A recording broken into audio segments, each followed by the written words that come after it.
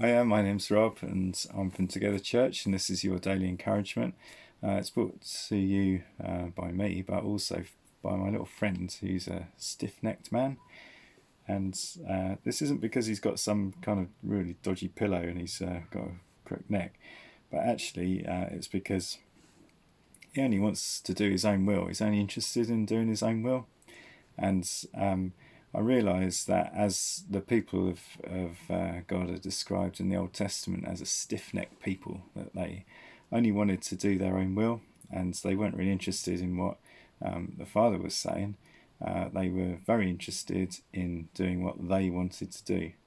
And I find that this is a problem that we have, our Adamic nature. This is all the stuff that's left over from Adam, which is inside of us, and it's guiding our actions.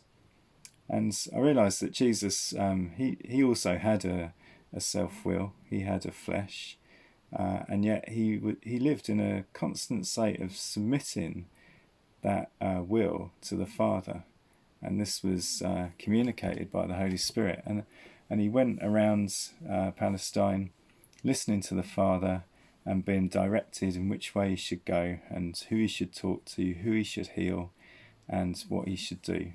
And that was a constant. It wasn't just a one-off thing. This was happening all the time, all the day long.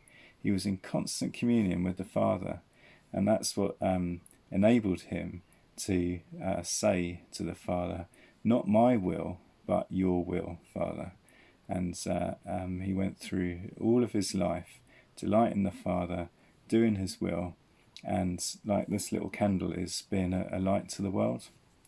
Now, the amazing thing is that God has actually left that job of being the light to the world to us Christians now, and that rather than being a stiff-necked people, we're to be a people who respond to the Holy Spirit, listen to the Father, and all the day long want to choose our actions dependent on how the Father leads us. And I realised that part of this of being a responder to the Holy Spirit and seeking after the will of God is dependent on whether we break this self-will that we have, and we break this desire to be a stiff-necked people.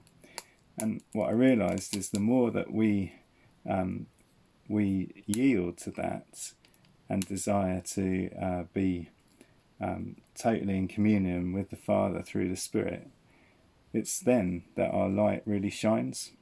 So I wanted to encourage you to seek after doing this today.